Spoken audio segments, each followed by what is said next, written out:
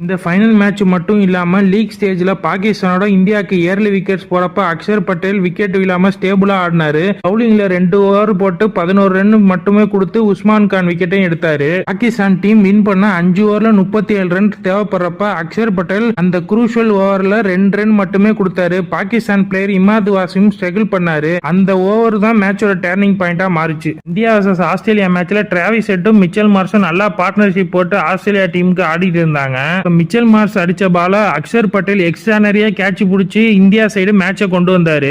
அக்ஷர் பட்டேல் ஆப்கானிஸ்தானுக்கு எதிரான போட்டியில 6 பால்ல 12 ரன் குயிக் ஃபயரா எடுத்தாரு. பவுலிங்ல அக்ஷர் பட்டேல் 3 ஓவர்ல 15 ரன் மட்டுமே கொடுத்து ஒரு விக்கெட்டை எடுத்தாரு. அக்ஷர் பட்டேல் இங்கிலாந்துக்கு எதிரான போட்டியில 3 முக்கியமான wicket England captain Jos Buttler, Moeen Ali, Jonny Bairstow wicket எடுத்து இந்தியா வின்னுக்கு கான்ட்ரிபியூட் பண்ணாரு. இந்த வேர்ல்டு கப்ல அக்ஷர் பட்டேல் இந்தியா டீமுக்கு பேட்டிங்ல தேவைப்படுறப்ப ரன் அடிச்சு கொடுத்து பவுலிங் குரூஷியல்